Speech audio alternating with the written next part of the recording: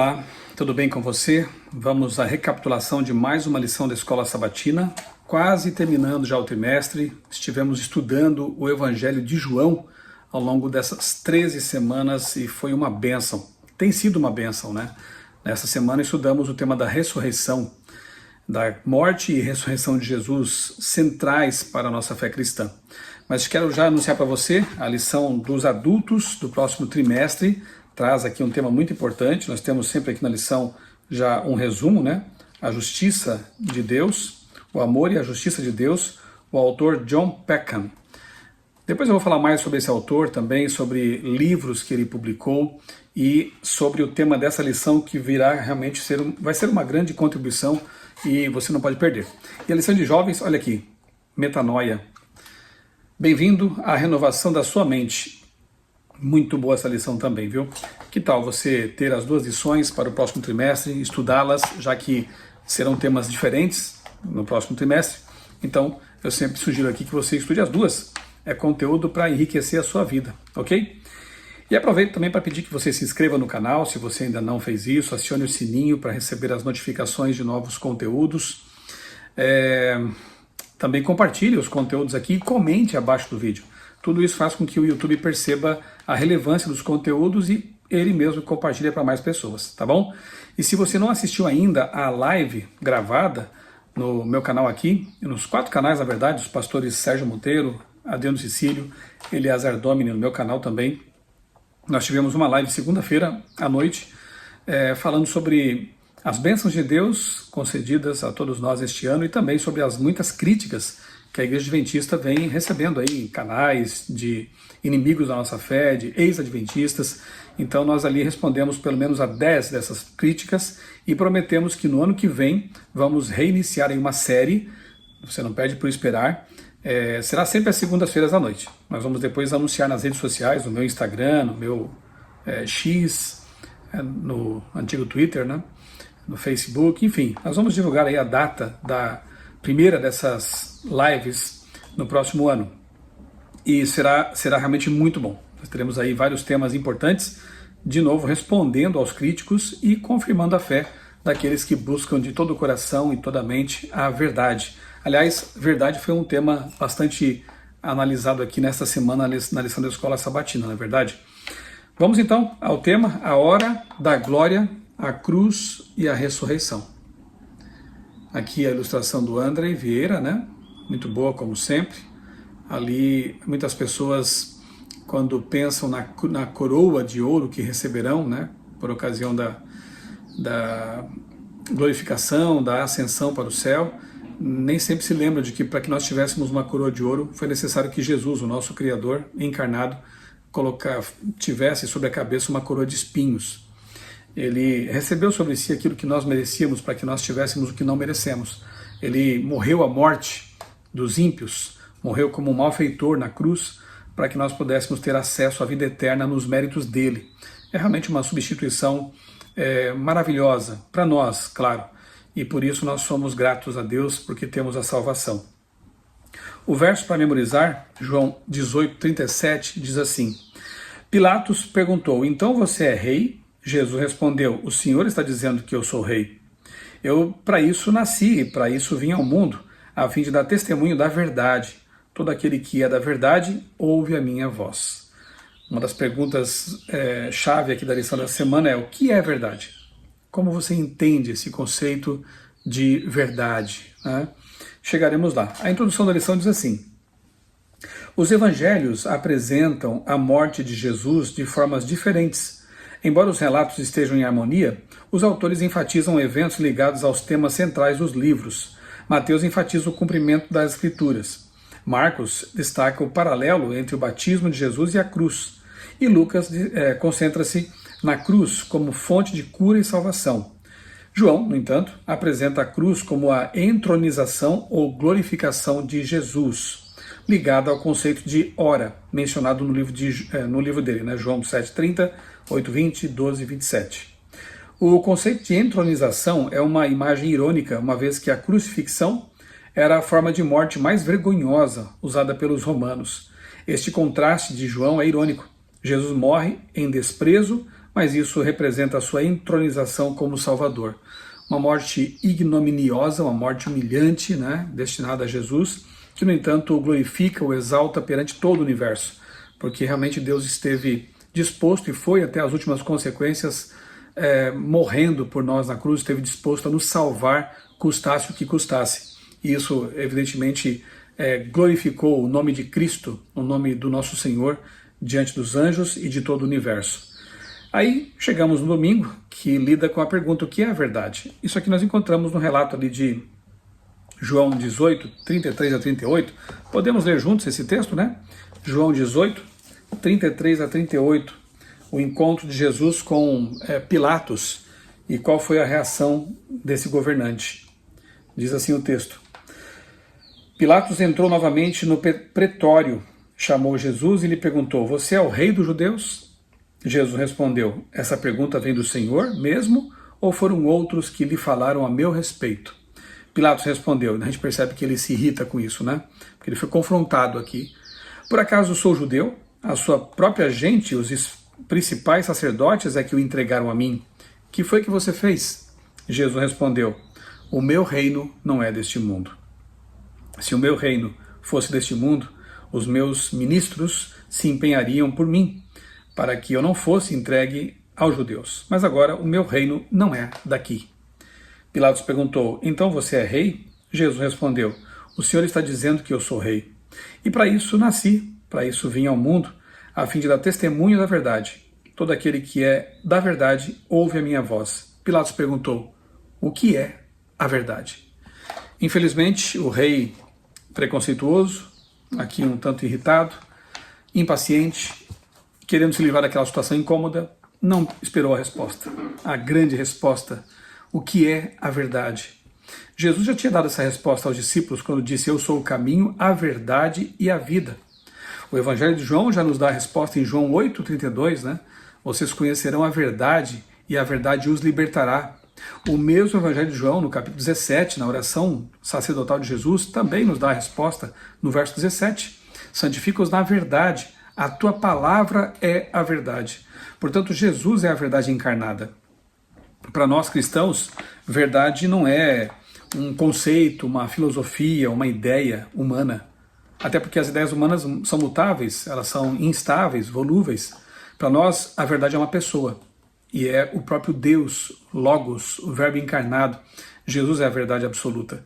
E como a Bíblia testemunha dele, ele diz isso em João mesmo, né? Ele diz que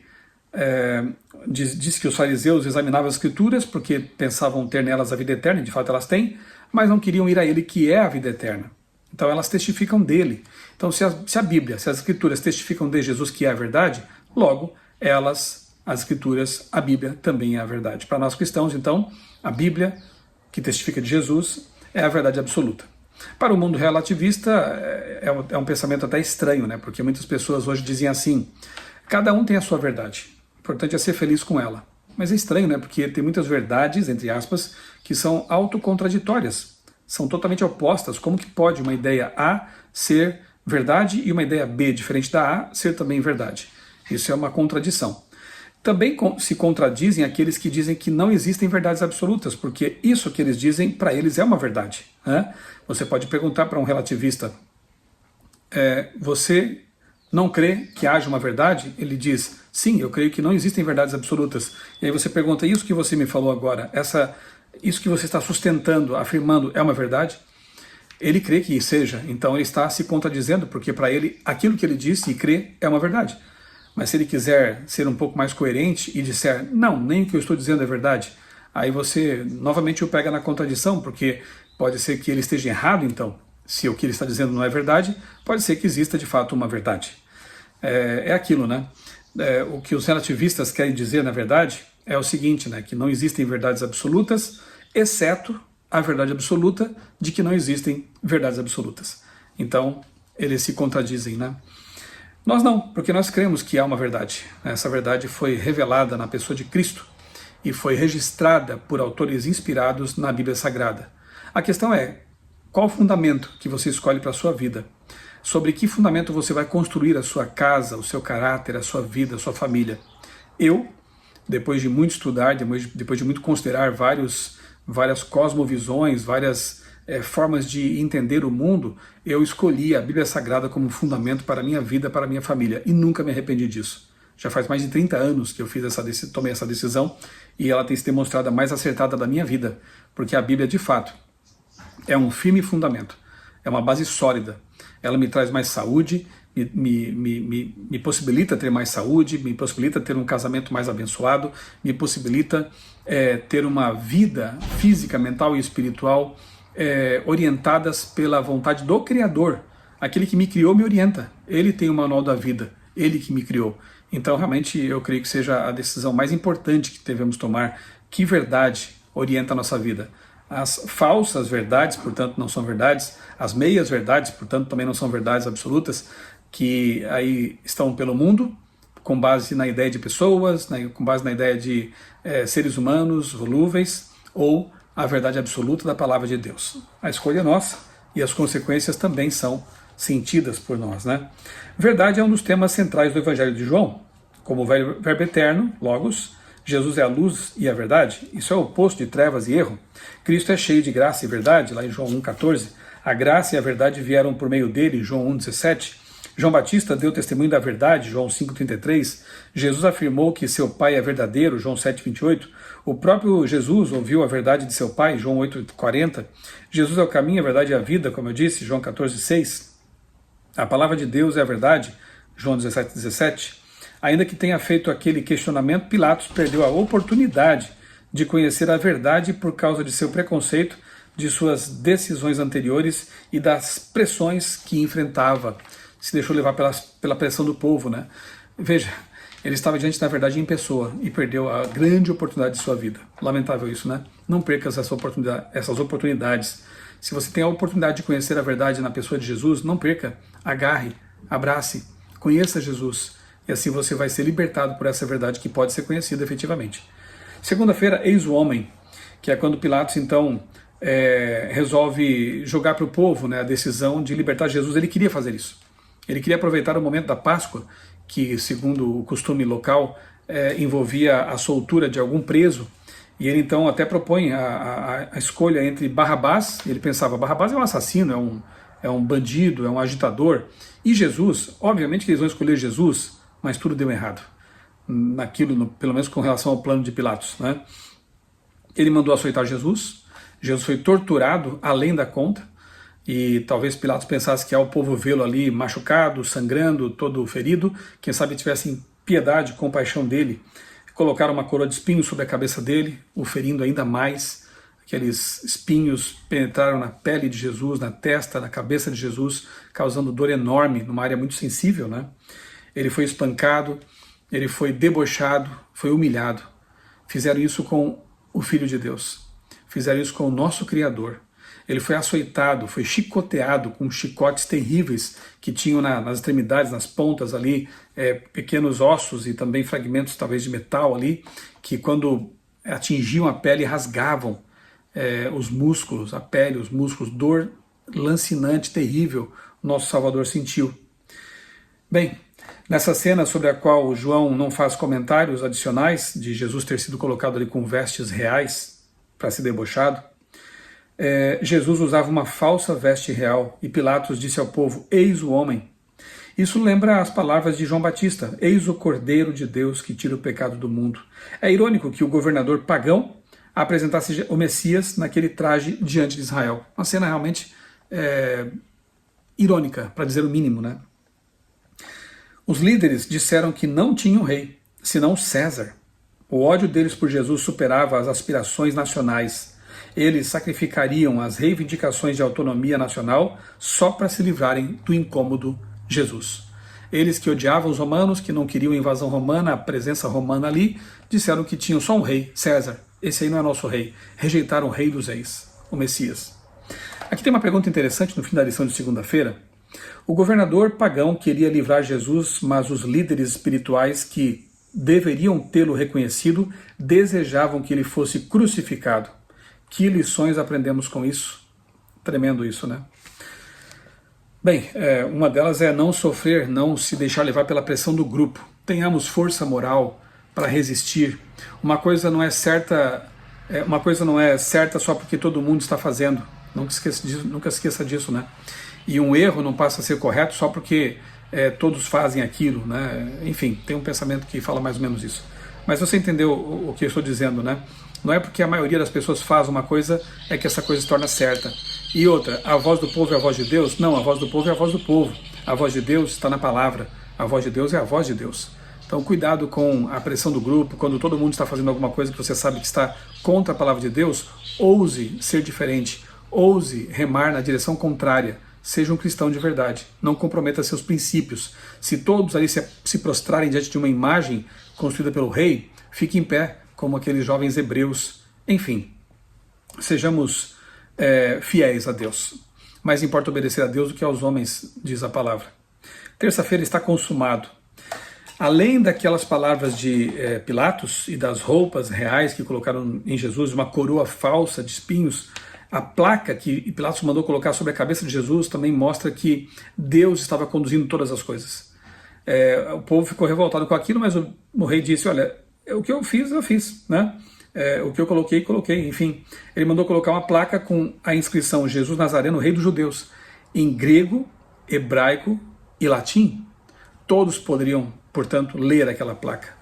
Imagine a cena, os crucificados eram colocados ali em locais, em vias públicas, porque Roma queria justamente que fosse um exemplo terrível, para que as pessoas se sentissem inibidas de cometer crimes. Então Jesus estava numa via pública, muitas vezes crucificados ficavam por ali, eram mortos fora da cidade. Mas aquele crucificado tinha algo diferente, tinha uma placa em cima dele, em cima da cabeça dele, com a inscrição Jesus Nazareno, Rei dos Judeus. Quem é esse? Imagine quantas pessoas devem ter se perguntado isso. Quem é esse? Por que essa placa? O que está acontecendo? E era uma festa, né? Eles teriam uma festa naquele sábado, né? Pouco depois ali da crucificação de Jesus. Motivo pelo qual, inclusive, tiraram os presos ali da cruz, os condenados, quando estavam vivos ainda, para acelerar a morte, quebravam as pernas, eles perdiam a sustentação, morriam por asfixia. E nós sabemos que Jesus já estava morto quando pensaram em quebrar as pernas dele. E morto porque ele não suportou, né? Foi demais para o coração dele o peso do pecado de todo o mundo. Então Jesus morre, mesmo sendo um homem forte, mesmo tendo passado por uma noite angustiante, sem ter comido, bebido, sofrido, apanhado, ele mesmo assim poderia ter resistido mais tempo e morreu, porque a dor espiritual, a dor mental foi muito mais intensa do que a própria dor física, que era terrível. Então aqui nós vemos Deus conduzindo as coisas. Ellen White diz no Desejado das Nações, página 600, que um poder mais alto do que Pilatos, ou que os judeus, dirigia a colocação daquela inscrição acima da cabeça de Jesus. No propósito divino, ela devia despertar reflexão e o estudo das Escrituras. E não é à toa que depois a gente vai ver ali milhares e milhares de pessoas se convertendo com a pregação dos apóstolos, porque eles certamente se lembraram de tudo que aconteceu naquele dia terrível e naquele dia tão solene. Bom, aí nós temos a preocupação de Jesus ali morrendo na cruz, sofrendo, sentindo tanta dor e angústia, e vendo ali João e Maria, sua mãe, aos pés da cruz, com outras pessoas, outras mulheres fiéis, aqueles poucos que acompanharam Jesus até o fim. Jesus se preocupando com a mãe dele. E ele diz para João, para Maria, mulher, aí está o seu filho agora. E João, aí está a sua mãe. Ou seja, cuida dela para mim, né? Olha o carinho de Jesus para com a sua mãe, né? E mesmo sentindo aquela dor terrível, ele não se esquece dos que ele ama, dos que ele amou, né? E ali ele deixa a Maria aos cuidados do discípulo amado, do discípulo mais íntimo de Jesus. Com certeza a pessoa mais indicada para cuidar da querida mãe de Jesus. Aí temos aqui o momento em que Jesus grita, brada da cruz, está consumado. O verbo grego teleo, terminar, completar, executar, que ocorre no verso 28, tudo já estava consumado, é o mesmo verbo usado no versículo 30, está consumado. Além disso, a palavra é uma palavra relacionada, teleio, terminar, aperfeiçoar, também aparece no verso 28 em referência ao cumprimento das Escrituras, para que se cumprisse as Escrituras. Por mais horrível que fosse a cena, tudo estava sendo cumprido, realizado, completado. Jesus disse, está consumado. Ele estava concluindo ou cumprindo a obra que o Pai lhe havia dado para fazer. As profecias estavam sendo consumadas, a salvação da humanidade estava sendo consumada na cruz do Calvário. Palavras tremendamente significativas. A nossa salvação foi consumada por Jesus. Quarta-feira, o túmulo vazio. Eu gosto muito de estudar sobre isso, de falar sobre isso, das evidências da ressurreição, porque a nossa fé cristã, ela está fundamentada nisto, em Cristo, na cruz, na ressurreição. O nosso Deus está vivo, Jesus está vivo. A sepultura dele está vazia. Diferentemente das sepulturas de outros líderes espirituais, Buda, Maomé, etc., que morreram efetivamente e seus restos estiveram em algum local. A sepultura de Jesus, desde o primeiro dia, né, ali seguinte ao sábado em que ele esteve descansando na sepultura, já estava vazia. E nós temos assim muitos elementos para considerar isso como sendo um fato, né? Porque, veja só, primeiramente, a lição de quarta menciona aqui que bom, outro ponto importante, né? Elas guardaram, as mulheres que iam embalsamar o corpo de Jesus, prepará-lo para permanecer ali no local de descanso, né? Iriam enfaixá-lo, passar ali especiarias, ungüentos, como era o costume deles. Elas repousaram no sábado, deixaram para comprar aqueles produtos no domingo. Afinal de contas, isso poderia esperar a passagem do sábado. Então veja, após a morte de Jesus na cruz, aquelas mulheres fiéis guardaram o mandamento, né? Como Jesus também guardou o mandamento, no Lucas 4,16, ele tinha o costume de guardar o sábado, era o seu hábito, né? Óbvio, Jesus que deu a lei a Moisés, os 10 mandamentos, não iria guardar um outro mandamento que tenha sido diferente daquele que ele mesmo deu, né? Mas esse é um outro assunto. As mulheres então fiéis compraram as especiarias para ir embalsamar Jesus no domingo cedo, chegam ao sepulcro e ele estava vazio.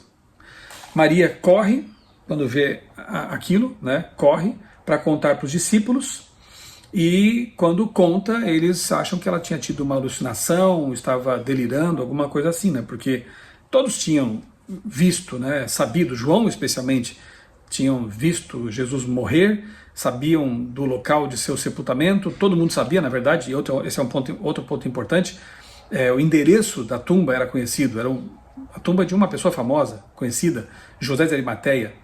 José de Arimateia emprestou para Jesus o túmulo, que seria dele mesmo, túmulo nunca usado.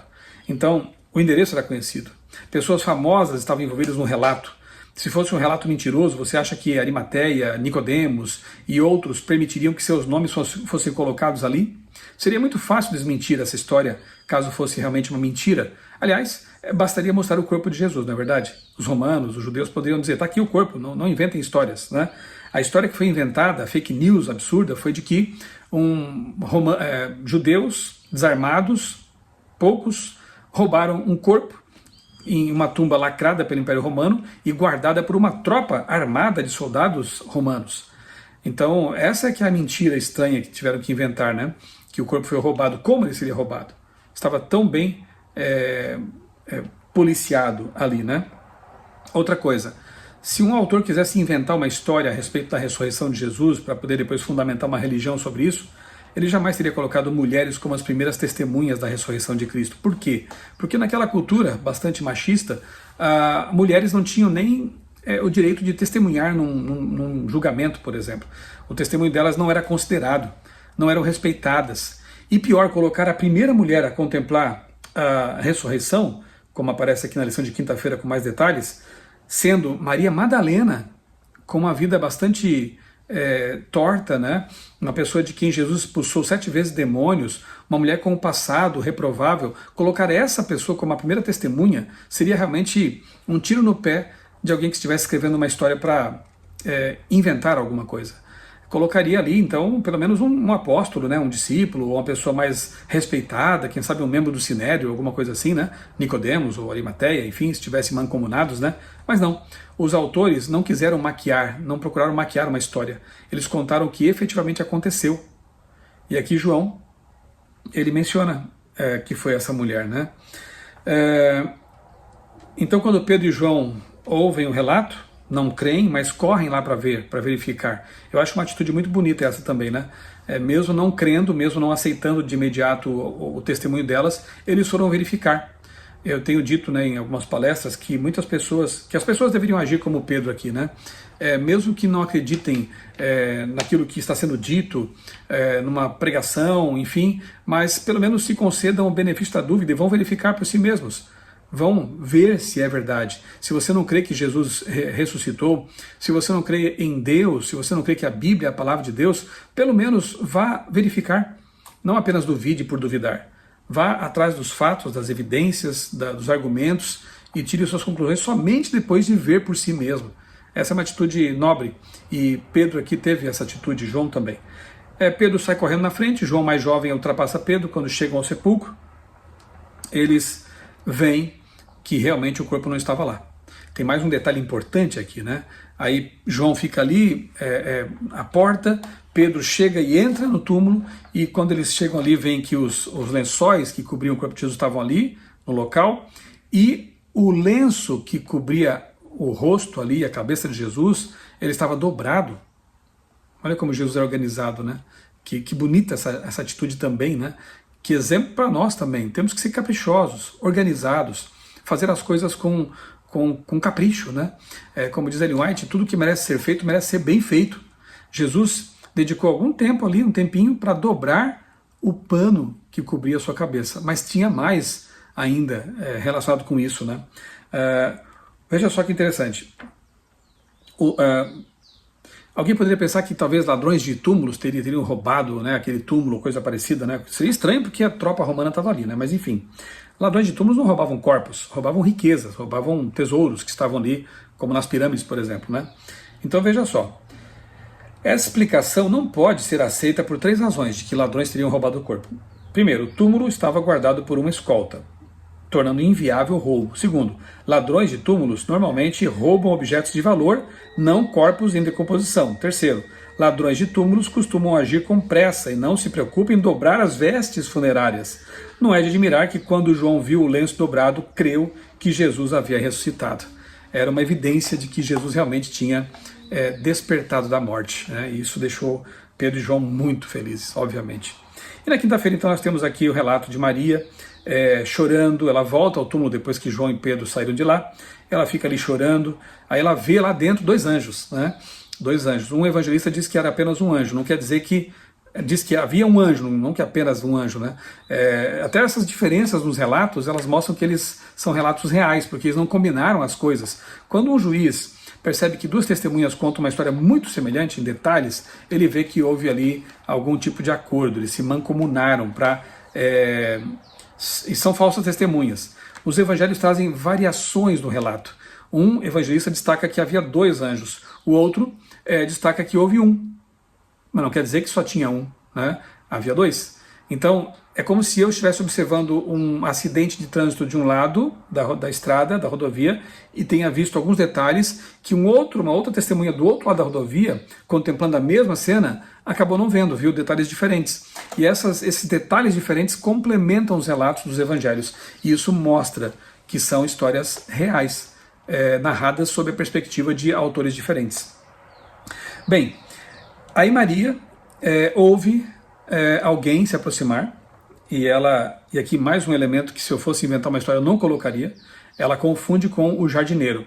Não coloque isso na história se fosse para inventar uma história, porque alguém pode dizer, tá vendo, ela se confundiu mesmo, vai que ela se confundiu mesmo, né? Repito, o autor não estava inventando, estava contando os detalhes como aconteceram. E aí, quando Jesus diz Maria, ela reconhece a voz, ela fica maravilhada, né, de ver Jesus vivo, quis abraçá-lo. Jesus disse, não me detenha, porque eu ainda não subi para o Pai. Ele precisava subir ao santuário celestial. Então a gente que estuda sobre o santuário entende porque Jesus falou aquilo. Ele não foi rude, não quis impedir Maria de abraçá-lo, claro que não. Ele nunca agiria assim. Mas ele precisava ainda subir ao santuário celestial e ali seu sacrifício ser aceito pelo Pai, como acontecia no santuário terrestre, quando o sangue do cordeiro era derramado, ali no pátio, o sacerdote entrava com o sangue numa vasilha sagrada, né? Entrava no santuário para aspergir esse sangue lá dentro. Então, Jesus precisava cumprir todo esse ritual prefigurado pelo santuário terrestre. E aí depois, obviamente, ele passou aqui dias, né? Vários dias na terra com os discípulos e com certeza abraçou todos eles e tudo mais, né? Bem, em 1 Coríntios capítulo 15, 12 a 20, é um texto muito interessante e que coloca a seguinte questão, né? De que valeria a fé cristã se Cristo não tivesse ressuscitado? Não teria valor, porque o nosso Deus, nosso mestre, estaria morto, mas ele está vivo, graças a Deus. E eu encerro lendo aqui para você um trecho do Desejado das Nações, página 758, que diz assim: Pilatos desejava libertar Jesus, contudo viu que não podia fazer isso e ainda conservar a sua posição e honra. Em vez de perder seu poder no mundo, escolheu sacrificar uma vida inocente. Quantos, para escapar de prejuízo ou sofrimento, também sacrificam um princípio? A consciência e o dever apontam um caminho, e o interesse egoísta indica outro. Não vamos ceder às pressões, não vamos ceder aos interesses, vamos ser pessoas verdadeiras e corretas, íntegras. É isso que Deus espera de nós. Louvado seja Deus, nosso Senhor Jesus Cristo está vivo, intercedendo por nós no santuário celestial e ouvindo as nossas orações. Vamos orar? Pai querido, muito obrigado, Senhor, por mais essa lição. Obrigado por esses temas tão importantes que fortalecem a nossa fé, nos aprofundam nossas convicções. Obrigado pela lição da Escola Sabatina que estamos quase encerrando. Pela bênção que é a tua igreja ter esses materiais que nos fazem ter mais contato com a Bíblia. Dá-nos a tua paz, Senhor, um bom restante de semana. Nós oramos e te agradecemos tudo em nome de Jesus. Amém. Um abraço para você. Deus abençoe grandemente a sua vida e também a sua família.